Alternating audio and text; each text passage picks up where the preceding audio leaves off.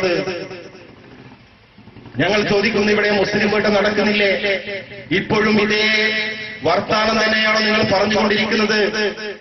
നിങ്ങളിപ്പോൾ 5ാം മന്ത്രിയുമായി ബന്ധപ്പെട്ട വിവാദങ്ങൾ കേട്ടുകൊണ്ടേയിരിക്കുന്നു. പക്ഷെ എവിടെയും കോൺഗ്രസിന്റെ ആര്യാട മുഹമ്മദിനോ കെ മുരളീധരനോ NSSനോ അതുപോലെ ഏതെങ്കിലും പത്രമാധ്യമങ്ങൾക്കോ ഷാജി കെ വയനാട് എന്ന് പറയുന്ന അഴീക്കോടിന്റെ MLA നിങ്ങൾ പുലി എന്ന് പറയുന്ന ഈ പുലിയുടെ ഒരൊറ്റ പ്രസ്താവന പോലും നിങ്ങൾക്ക് കാണാൻ സാധിക്കുകയില്ല. എവിടെ പോയി? ഡൽഹിയിൽ സംജോത എക്സ്പ്രസ്, മലേഗാവ്, അതുപോലെ തന്നെ അജ്മീർ ദർഗാ ഷരീഫ്, ഹൈദരാബാദിലെ മക്ക മസ്ജിദ് അടക്കമുള്ള നിരവധി പ്രദേശങ്ങളിൽ RSSകാർ ബോംബ് സ്ഫോടനം നടത്തി നിരപരാധികൾ കൊല്ലപ്പെടുകയും അത് മുസ്ലിങ്ങളുടെ പേര് ചേർത്ത് മുസ്ലിം ചെറുപ്പക്കാരെ ജയിലടക്കുകയും ചെയ്താൽ ആവേശപൂർവ്വം TV ചാനലുകളുടെ ചർച്ചകളിൽ പങ്കെടുത്തുകൊണ്ട് മുസ്ലിം തീവ്രവാദികളാണ് ഇതിൽ പിറകിൽ എന്ന് പറഞ്ഞുകൊണ്ടിരിക്കുമ്പോ നിങ്ങളുടെ നേതാവ് ET മുഹമ്മദ് ബഷീറിനെ തീവ്രവാദിയാണ് എന്ന് വിളിച്ചു പറഞ്ഞുകൊണ്ട് പ്രചരണം നടത്തുമ്പോ എവിടെ പോയി നിങ്ങളുടെ MLA ഈ പുലി? നിങ്ങൾ എവിടെയെങ്കിലും കണ്ടിട്ടുണ്ടോ? ആരെങ്കിലും കണ്ടില്ലെങ്കിലൊന്ന് വിവരം അറിയിക്കണം. എവിടെയില്ല.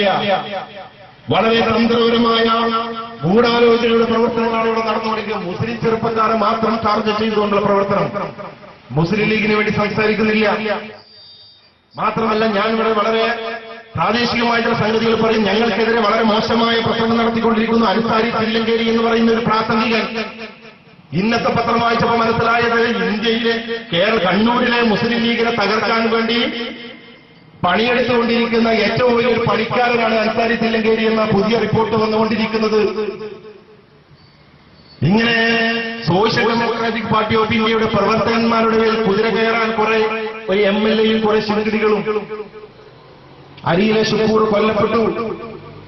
അരിയിലെ ഷുക്കൂറിന്റെ ജ്യേഷ്ഠൻ പറഞ്ഞത്, ഇത്തരമൊരു സംവിധാനം എന്റെ അനുജൻ SDP പോലുള്ളൊരു സംവിധാനത്തിലാണ് പ്രവർത്തിക്കുന്നതെങ്കിൽ ഒരു പക്ഷേ ഷുക്കൂർ കൊല്ലപ്പെടുകയായിരുന്നില്ല എന്ന് പറഞ്ഞു.